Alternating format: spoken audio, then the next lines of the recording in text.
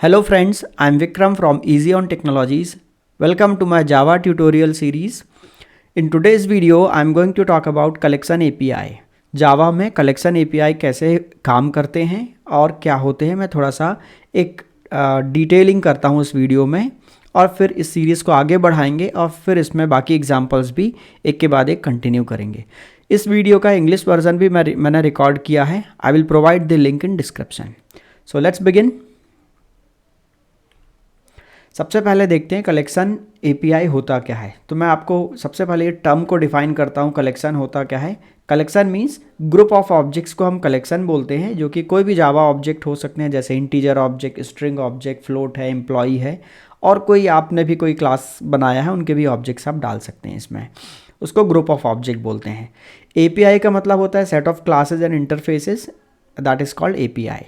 सो collection API का मतलब होता है कि एक जावा लाइब्रेरी है जिसमें आप ग्रुप ऑफ ऑब्जेक्ट्स को कैसे मैनेज करोगे, ये सब आपको यहाँ पर सीखने को मिलेगा। राइट, मैं आगे बढ़ता हूँ यहाँ से और सबसे पहले मैं आपको दिखाता हूँ कि कलेक्शन का मीनिंग क्या है। जैसे मैं बोलता हूँ कि ये मेरे पास एक कलेक्शन ऑब्जेक्ट है, सपोज एरे लिस्ट ये ऑब्जेक्ट है। तो एरे लिस्ट में जब आप कलेक्शन ऑब्जेक्ट की बात करेंगे तो ये और भी अलग अलग ऑब्जेक्ट्स को कंटेन कर सकता है। तो जैसे मैंने बोला कि ये एरे लिस्ट है जो कि एक कलेक्शन ऑब्जेक्ट है, ये स्ट्रिंग, एम्प्लॉई और इंटीजर ऑब्जेक्ट को कंटेन करता है। तो मैंने क्या किया है, एक एरे लिस्ट ऑब्जेक्ट के अंदर बाकी ऑब्जेक्ट्स को डाला है। एक्चुअली मैं इनसाइड द मेमोरी एक ऑब्जेक्ट के अंदर आप दूसरे ऑब्जेक्ट को नहीं डाल सकते हैं। तो इसका एक्चुअल सिनेरियो कुछ ऐसा होता है। जब आप एरे लिस्ट को मेमोरी में देखेंगे तो चूंकि एरे लिस्ट एक सीक्वेंशियल कलेक्शन होता है एरे की जैसे ही, तो सपोज मेरे पास 3 एलिमेंट्स हैं, तो यहाँ पर एक 3 एलिमेंट्स का एक एरे होगा अंदर, और ऑब्जेक्ट्स मेमोरी में, हीप मेमोरी में सेपरेटली क्रिएट होते हैं। इनका हैश कोड होता है और ये हैश कोड इस एरे के इंडेक्स पे आके स्टोर होगा। ये पहला ऑब्जेक्ट। और जैसे ही सपोज मेरा एक स्ट्रिंग ऑब्जेक्ट बना, सपोज उसका एड्रेस है 111, वो 111 एरे के 0th इंडेक्स में आ गया। जैसे ही एड्रेस यहाँ पर आएगा, इसको हैश कोड बोलते हैं, जैसे ही एड्रेस आएगा ये ऑब्जेक्ट को पॉइंट करेगा। एग्जैक्टली वैसे ही मेरे पास एक एम्प्लॉय ऑब्जेक्ट क्रिएट होगा मेमोरी में, उसका हैश कोड होगा 222 और ये एरे के नेक्स्ट इंडेक्स में जाएगा और ये इसको पॉइंट करेगा। बिल्कुल वैसे ही ये थर्ड ऑब्जेक्ट। तो ऑब्जेक्ट के अंदर ऑब्जेक्ट स्टोर नहीं होता, उनका हैश कोड, ऑब्जेक्ट सेपरेट बनते हैं, उनके हैश कोड होते हैं, और वो हैश कोड जो है वो आता है कहाँ पर, एरे के लोकेशंस पे, एरे के इंडेक्स पे जाके स्टोर होता है। So this is how the actual presentation inside the memory. अब मैं आगे बात करता हूँ। सबसे पहले आपको मैं बताता हूँ कि ये डेटा स्ट्रक्चर जो आपने ऑलरेडी पढ़ा हुआ है, वही डेटा स्ट्रक्चर का इम्प्लीमेंटेशन जावा में कलेक्शन एपीआई है। तो सबसे पहले एक छोटा सा एक एग्जांपल मैं आपको बुक सेल्फ का दिखाता हूँ। हमारे पास जो बुक सेल्फ होती है, आप ध्यान से देखेंगे तो इस बुक सेल्फ में हम लोग बुक्स को बहुत प्रॉपरली ऑर्गेनाइज करते हैं, बहुत सिस्टमेटिक हम यहाँ बुक्स को रखते हैं। जैसे कुछ बुक्स को हम टॉप में रखते हैं, किसी को हम बॉटम में रखते हैं, किसी को मिडल में रखते हैं, कुछ बुक्स लेफ्ट में होती हैं, कुछ राइट में होती हैं, कुछ सेंटर में होती हैं, कुछ जो फ्रीक्वेंटली यूज्ड आपके बुक्स हैं उनको आप सामने रखते हो, और कुछ बुक्स ऐसे होते हैं जो लेस यूज्ड हैं तो कहीं आप पीछे उनको अरेंज करके रखते हो। बिल्कुल वैसे ही जैसे आप बुक्स को कैटेगरी में भी रख सकते हैं। जैसे आपके पास एक सेक्शन आपने बनाया एकेडमिक्स के लिए, दूसरा सेक्शन है आपके पास कोई नोवेल वगैरह यूज़ करते हैं तो वो उसके बुक्स हैं, फिर कुछ कॉमिक्स वगैरह होंगे। तो अलग अलग टाइप के बुक्स को आप अलग अलग टाइप से अरेंज करते हैं। तो अल्टीमेटली आपकी जो बुक सेल्फ है, it is a data structure, जिसमें डेटा क्या है, जो बुक्स आप यहाँ रख रहे हैं वो डेटा है, और उसको अरेंज करने की जो यहाँ पर टेक्निक आप यूज़ कर रहे हैं वो उसका स्ट्रक्चर है। सो डेटा स्ट्रक्चर का काम क्या है, डेटा को प्रॉपर ऑर्गेनाइज करना। तो यहीं से शुरुआत हमारे जावा में हम इसी को कलेक्शन एपीआई बोलते हैं ना। इसके अंदर बहुत सारे अलग अलग क्लासेस, इंटरफेसेस हैं, तो मैं आगे इसको और बात करता हूँ डिटेल में। तो कलेक्शन एपीआई को जब आप डिफाइन करोगे तो इसको कहीं कहीं पर हम कलेक्शन फ्रेमवर्क भी बोलते हैं। तो फ्रेमवर्क का मतलब होता है स्टैंडर्ड प्रैक्टिसेस। किसी भी काम को करने की जो स्टैंडर्ड प्रैक्टिसेस होती हैं वो हमारी फ्रेमवर्क होती हैं। तो यहाँ पर collection framework contains various classes and interfaces to manage group of objects in different format। तो हम यहाँ पर कलेक्शन एपीआई में क्या करते हैं, अलग अलग ऑब्जेक्ट्स हमारे पास हैं, अलग अलग टाइप से आप डेटा को मैनेज करेंगे अलग अलग पैटर्न में। तो मैं सबसे पहले डिफाइन करता हूँ, यहाँ 2 टर्म बड़े इंपॉर्टेंट है। जैसे फॉर्मेट, जब मैं फॉर्मेट की बात करता हूँ तो format is about the arrangement of the data.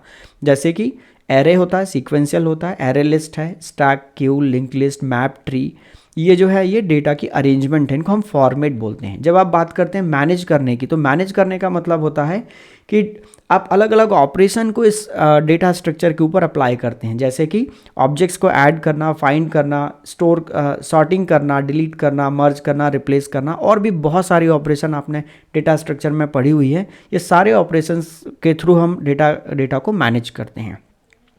तो ये दो टर्म को यहाँ पर मैंने डिफाइन किया। अब मैं आपसे बात करता हूँ, यहाँ पर एक छोटा सा नोट है, ऑलरेडी मैंने आपसे बात किया है। कलेक्शन एपीआई जो है it is nothing but a standard implementation of data structure. तो जो भी डेटा स्ट्रक्चर हमने पढ़ा है पहले, उसी का स्टैंडर्ड इम्प्लीमेंटेशन, मतलब स्टैंडर्ड क्लासेस इंटरफेसेस हमारे पास गिवन है, जिसको हम जावा में यूज़ करते हैं। और ये बहुत बढ़िया बनाया हुआ है, वेल ऑप्टिमाइज्ड एपीआई है और एक्सटेंसिबल एपीआई है। आप चाहें तो इसको आप एक्सटेंड कर सकते हैं, क्योंकि मैक्सिमम यहाँ पर इंटरफेस का यूज़ किया गया है टॉप लेवल पे, so that if you have some specific requirement in the project, you can customize, you can provide your own implementation for your specific needs. Okay, आगे बढ़ते हैं।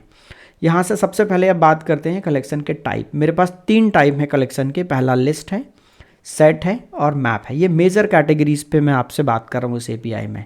तो लिस्ट जो होता है इसमें की फीचर्स क्या है, ये ऑर्डर्ड होता है, बिल्कुल एरे के जैसा होता है, सीक्वेंशियल होता है, बट एरे में और इसमें काफ़ी सारा डिफरेंस है, आगे मैं आपसे बात करूंगा। बट ये सीक्वेंशियल होते हैं, जिसको हम ऑर्डर्ड बोलते हैं। ऑर्डर्ड का मतलब है जिस ऑर्डर में आप डेटा डालोगे उसी ऑर्डर में ये निकलेगा, राइट, रिट्रीव उसी ऑर्डर में होगा। इसमें डुप्लीकेट वैल्यूज़ आप रख सकते हैं, इसका मतलब एक ऑब्जेक्ट को 2 बार ऐड करेंगे तो ये 2 बार उसको अलाउ करेगा। सेट की बात करेंगे तो सेट में यूनिक वैल्यूज़ होती हैं। मैप के केस में की वैल्यू पेयर का अरेंजमेंट होता है, जैसे आपने डिक्शनरी देखा होगा या एसोसिएटिव एरे हमने देखा है। पीएचपी में इसको एसोसिएटिव एरे बोलते हैं, पाइथन में इसको डिक्शनरी बोलते हैं, जावा में आप इसको मैप बोलिए। ये की वैल्यू पेयर के अरेंजमेंट है। नेम कुछ भी हो सकते हैं, बट डेटा स्ट्रक्चर स्टैंडर्ड है। हर एक प्रोग्रामिंग लैंग्वेज में इनका ऑलमोस्ट सिमिलर ही होते हैं ये। मैं आगे बात करता हूँ। यहाँ पर जो मेजर इम्प्लीमेंटेशन क्लासेस हैं यहाँ पर, वो हैं आपके एरे लिस्ट है, वेक्टर है, लिंक लिस्ट है। यहाँ पर सेट के केस में मेजर इम्प्लीमेंटेशन क्लास हैं, हैश सेट है, ट्री सेट है, लिंक्ड हैश सेट है। जब आप मैप के केस में बात करेंगे तो मैप में हैश मैप है, हैश टेबल है और ट्री मैप है। ये इम्प्लीमेंटेशन इंपॉर्टेंट है। अब मैं आपसे कुछ कॉमन बिहेवियर की बात करूँगा। ये कॉमन बिहेवियर ऑलमोस्ट सारे डेटा स्ट्रक्चर के ऊपर एप्लीकेबल होता है। हो सकता है कि कुछ ऑब्जेक्ट्स के अंदर एप्लीकेबल हो, कुछ में ना हो, बट ये कॉमन सारे फंक्शनैलिटी जो जितने फीचर्स इसके अंदर होते हैं कलेक्शन में, उनके बिहेवियर यहाँ मैं कॉमन लिस्ट करता हूँ, फिर मैं इनको यूज़ करूँगा डेफिनेशन फॉर्म करने के लिए। तो जो कलेक्शन एपीआई है, इसकी सबसे खास बात यह है ये रिसाइजेबल होता है। एरे में प्रॉब्लम क्या होता है, आपने जो साइज़ डिफाइन किया उसी साइज उतने ही एलिमेंट आप एरे में डाल सकते हैं।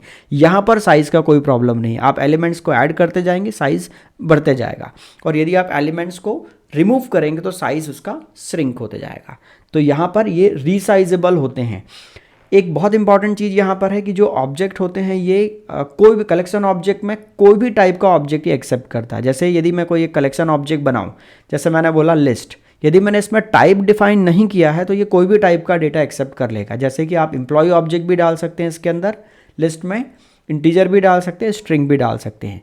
तो ये कलेक्शन ऑब्जेक्ट जो है ये सबसे जो पेरेंट टाइप है हमारा ऑब्जेक्ट, उस पर काम करता है बाय डिफ़ॉल्ट। लेकिन कभी कभी ये जो टाइप आप पेरेंट टाइप पे काम करते हैं ऑब्जेक्ट टाइप पे, तो मिक्स आप करेंगे ना डेटा को, एम्प्लॉय, इंटीजर, स्ट्रिंग मिक्स करके आप कलेक्शन में डेटा डालेंगे तो कहीं कहीं पर प्रॉब्लम्स आ जाते हैं, कुछ इशूज़ रह जाते हैं। आप जब प्रोग्रामिंग करोगे तो कुछ ना कुछ आपसे बग्स बन जाएंगे।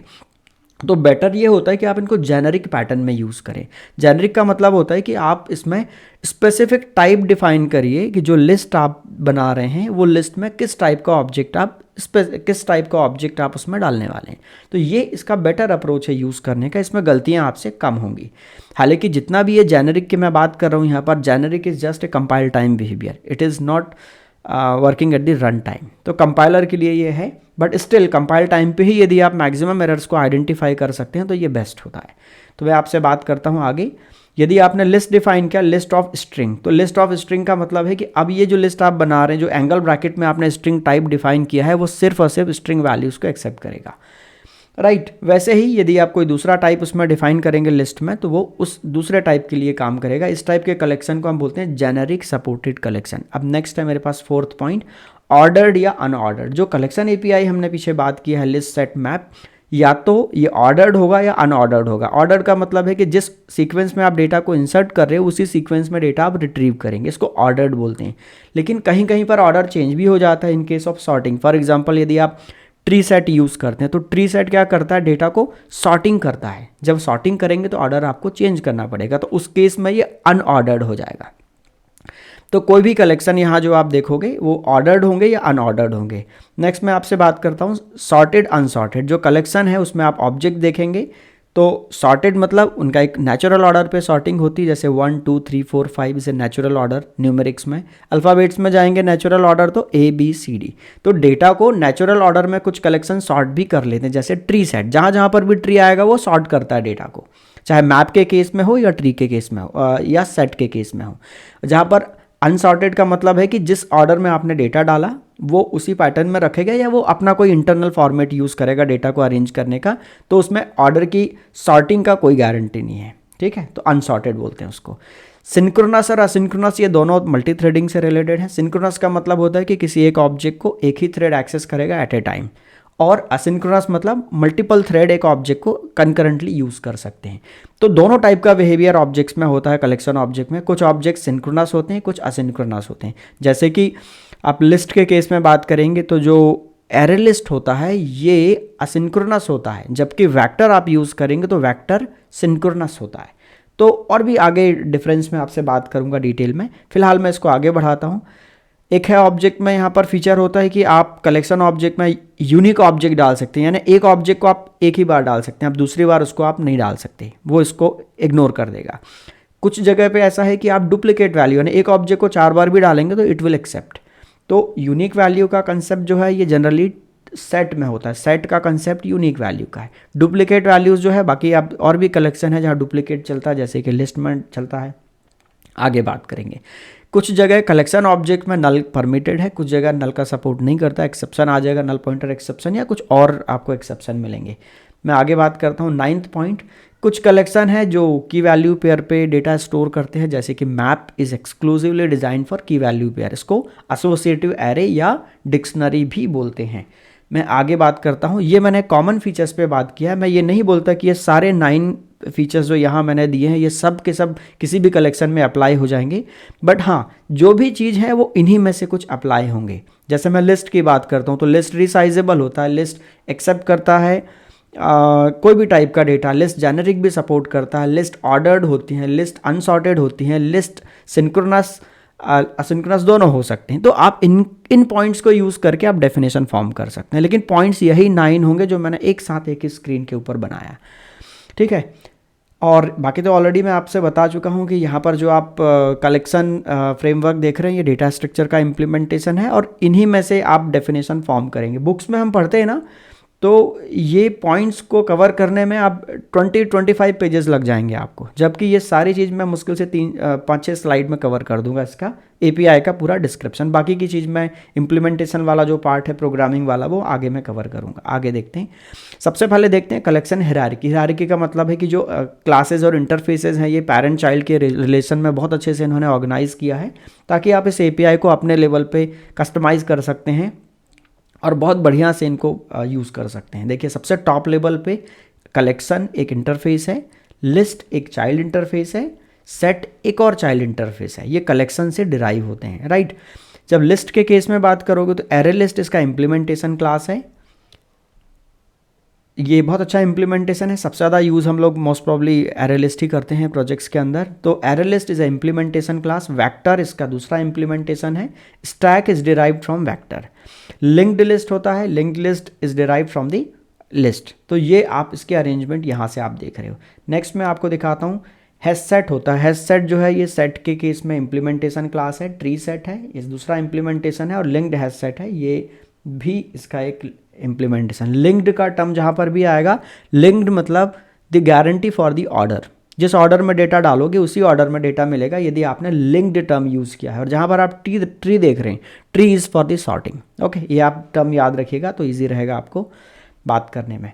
ये जो पैकेज आप देख रहे हैं java.util पैकेज में आपको ये सारे क्लासेस वगैरह मिलेंगे। मैं आपसे और आगे बात करूँगा। थोड़ा सा आपके समझने के लिए यहाँ पर जो पिंक कलर आप देख रहे हो, पिंक कलर में यहाँ पर मैंने इंटरफेसेस को डिफ़ाइन किया है और इम्प्लीमेंटेशन क्लासेस के लिए मैंने ये लाइट ग्रीन यूज़ किया है। आपको इजी रहेगा देखने में, समझने में।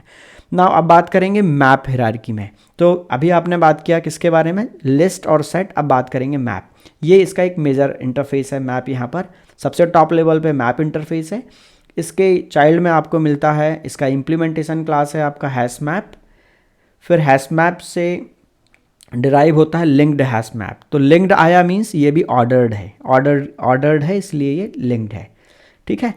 हैश टेबल है, इसमें हैश टेबल के नेम में आप टी स्मॉल है, आप याद रखना, थोड़ा सा गलत ना हो आपसे। यूजुअली आप कैमल केस फॉलो करते हैं तो टी को आप कैपिटल अज्यूम करेंगे, बट यहाँ पर हैश टेबल में टी स्मॉल है। ये दूसरा इम्प्लीमेंटेशन है। प्रॉपर्टीज़ होती हैं जावा में, प्रॉपर्टीज़ फाइल होती हैं या प्रॉपर्टीज़ का एक ऑब्जेक्ट है, वो हैश टेबल से डिराइव होता है। तो हम आगे बात करेंगे इन क्लासेस के ऊपर। एक ट्री मैप है। ट्री मैप जो है ये सॉर्टेड डेटा रखेगा, की वैल्यू पेयर में रखेगा, लेकिन ये नेचुरल ऑर्डर के थ्रू कीज़ को सॉर्ट करके डेटा अरेंज करता है। हम इनके बारे में, इनकी डेफिनेशन के बारे में और डिटेल में अगले वीडियो में बात करेंगे। साथ में हम हर एक क्लास जो यहाँ पर मैंने आपसे बात किया है इनके एग्जाम्पल देखेंगे फुल डिटेल में। फिलहाल इस वीडियो के लिए सिर्फ मैंने यहाँ पर एक इंट्रोडक्शन कवर करने का प्लान किया है। तो सेम चीज़ यहाँ पर है। सो आई थिंक यहाँ पर मेरा ये इंट्रोडक्शन पार्ट कंप्लीट होता है। इसमें और भी क्लासेस यूज़ होती हैं। सॉर्टिंग के लिए आप कैसे कस्टमाइज़ करेंगे सॉर्टिंग को, सर्चिंग को कैसे कस्टमाइज़ करेंगे, कलेक्शन वर्सेस कलेक्शंस होता है, यहाँ पर एरे वर्सेस एरेज होते हैं। तो हम इन पे बात करेंगे कि ये कलेक्शंस क्या करते हैं, एरेज क्या करते हैं। इनमें बहुत सारी जो ऑपरेशन आप परफॉर्म करेंगे, सर्चिंग, सॉर्टिंग, इनके लिए प्रोविज़न दिया हुआ है। कलेक्शंस नाम का एक क्लास है, स्टैटिक मेथड्स हैं उसके अंदर। वैसे ही एरेज है, एरेज में बहुत सारी स्टैटिक मेथड हैं जिनका यूज़ हम करेंगे एरे पे searching, sorting, merging operations perform करने के लिए। So I think this is enough for this video. Thanks for watching, see you in next video, bye bye.